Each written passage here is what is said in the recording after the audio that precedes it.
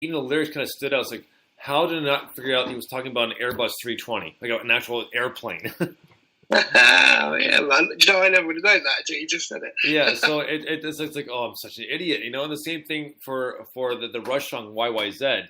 It's the airport code for Pearson Airport in Toronto. Yeah. And so until I started working in the airports, I was like, oh, that's what it means. YYZ is the airport code for Pearson in Toronto. So the Rush song YYZ, yeah, that's why it's completely instrumental. It's just because it's an airport code. That's exactly what it is. YYZ. So like that. That's cool. the other thing is too is because we were looking for tunes because we want to kind of beef up our playlist for the drive, right? So Yeah. got Tom Petty and a few other things. She bought Revivalist off iTunes, and she's like, okay, can you look and try to find the Forrest Gump soundtrack? So I looked, I didn't find it, and so I looked online, saying, okay, well, you know what? I'll find a track. Let's see if I can find them individually, which I'm gonna try to finish up tonight. But I found a couple of them. But the one I was kind of surprised it wasn't on there because I mean it's a great soundtrack, you know, and let's face it, you know, it is one of those things, one of those places it's gonna be a classic movie in it, or is a classic movie at this point. But the one song that wasn't on there, I couldn't believe. When I was looking for it is because it's so key because when they were flying to Vietnam, of course they're playing Hendrix all along the watchtowers. Like, why is that not on the soundtrack? That was part of the movie and such a key part. Yeah, right. So that's weird. Yeah, it was just like, what? Really? Because I was looking through the list. That was one of the first things that I thought would pop out at me was Jimi Hendrix all along the watch. I was like, it's not. Are you joking? Maybe they couldn't get the rights to it. Maybe it's too expensive.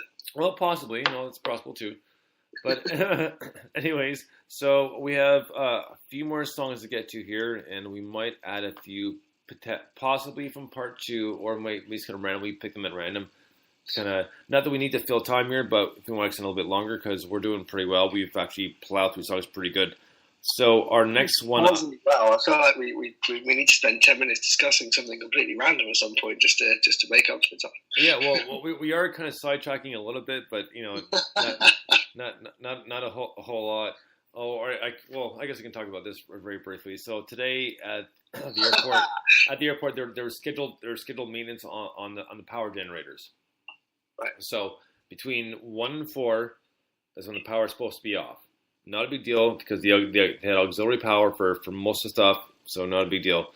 You know, so still and I, thankfully the Wi-Fi is still working because I got my MacBook is fully charged. I mean, as we know, my old laptop's on its last legs and it won't work once you plug it in. Of course, the power for that wasn't working, but whatever, it happens. So we watched Young Frankenstein. Did you ever see that, the Mel Brooks movie? No, I don't think I ever saw it, but I've heard of it. It's really funny. So Peter Boyle, Madeline Kahn, Gene Wilder, Marty Feldman, man, it's so funny because Dr. Frankenstein, it's actually pronounced Frankenstein. Nice. So classic Mel Brooks, and actually it's funny because I hadn't seen it in a long time, so I'm watching the credits. I was like, I completely forgot about that because Mel Brooks and Gene Wilder wrote that screenplay together. Oh, cool, nice. So, and even though it was made in '73, they did all in black and white. Yeah. So they even kind of did the star white fade, you know, so the kind of circle kind of expands like this and closes back in for the next scene. Amazing. So it was pretty funny. I haven't seen it in a while. And the one we watched for the second part was, do you remember the Problem Child? Problem Child. I don't remember that. John Ritter and Amy Asbeck, pretty much they adopted this kid. The kid had been bounced around from home to home to home to home because you're just a real douche of a kid, right? I mean, it's a comedy for kids, but it was still pretty funny. So we watched that, and that was like early '90s. And what's the name? Gilbert Gottfried's in it too. All right, you little monsters. Gilbert Gottfried, awesome. Hello, Peter. Oh yes. You're not going to get away with this, Mr. Google search. So it was so we watched that last night. It was the power actually didn't come back on until just after 5 o'clock, and it was a whole bunch of calls had to been made because even the airlines were probably checking people in because the belts weren't working. So everybody worked together, team, and still everything was processed in time. There's no delays, nothing. Everybody worked together, which was nice. But it was it was nice because it kept you busy and just the pressure, kind of like working under pressure like that. So, yeah, right. So it was a good morning, and some people complain like, "Oh, this is going on. Like I'm on vacation after this. This sucks." Like, no, man, time was going like that. Like I was done before I knew it. No, before I knew it, 7 o'clock was there, and I was done. Yeah, nice. That's cool. That's what you want a day to be. Oh yeah. So next up, we have one by Baltimore. This is off their newest album. This one's called "Easy Way Out." Dig this.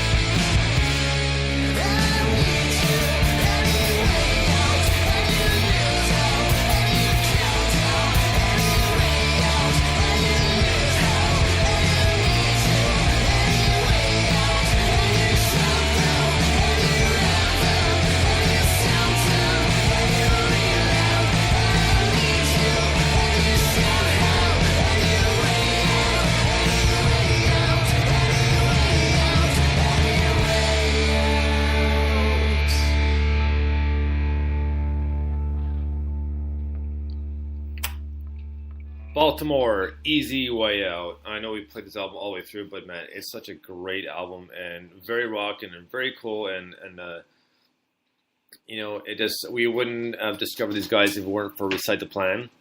So, and a big thank you to him because these guys are super cool. And these guys are another band we should have on the show, so we'll have to work it out in between our breaks and our time off sort of thing. But we'll definitely work it all in and get them on NMS eventually. But a really hard rocking too, really enjoyed it, and like just.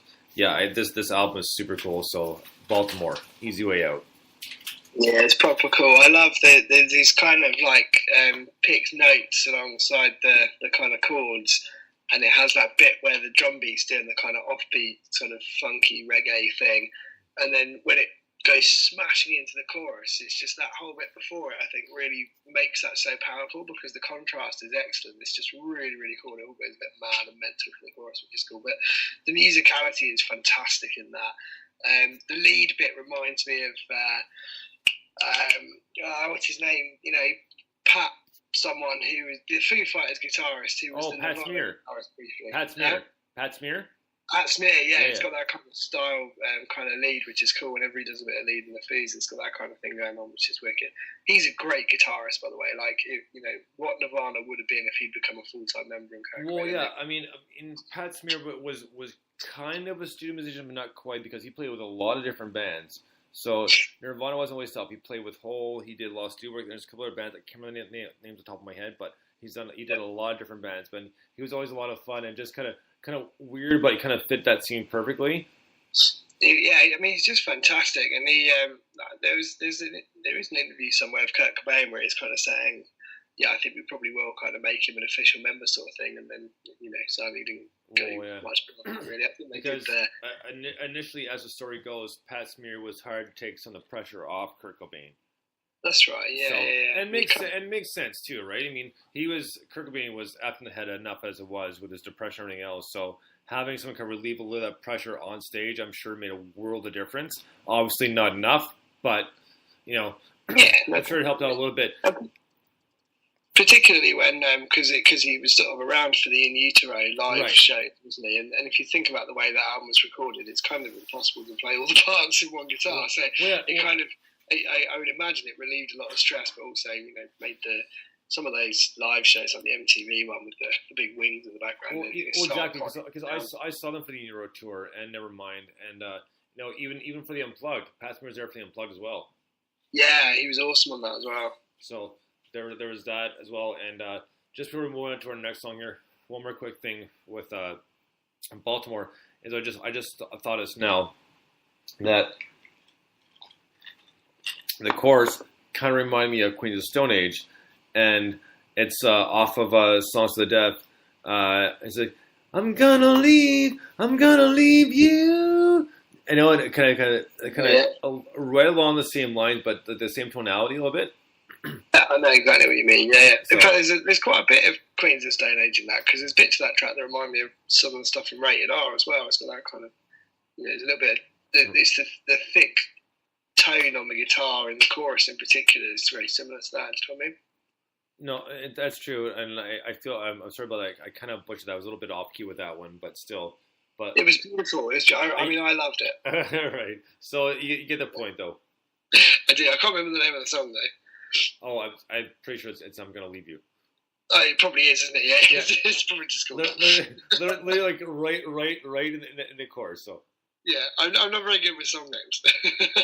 I am pretty good, but I can tell you hands down that it is off Songs for the Deaf. So.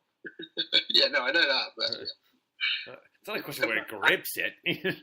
I can even tell you it's in the latter half. It's maybe like track 8, 9, 10, somewhere around there. But I couldn't tell you what it was called. Right on. Well, so next up, we have a couple more tracks to get to, and she's doing a lot lately. And she has a new vlog actually on YouTube, and she has been the show, a good friend of ours. This is Miss Annika Brown, and this one's called The Devil Has a Shovel. Dig this.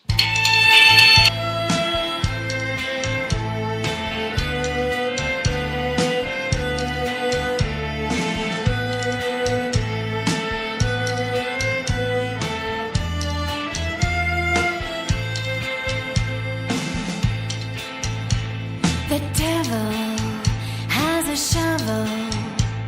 He keeps it in his shed on chicken legs made of skin and bones, made of screams and groans. The devil has a shovel, fiddle-diddle-dee, a shovel.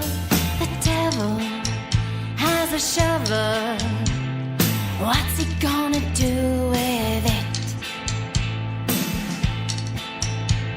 The devil has a shovel neatly on a shelf that he likes dusting off every Saturday. He makes sure it smells of decay. The devil has a shovel. Yabba dabba doo.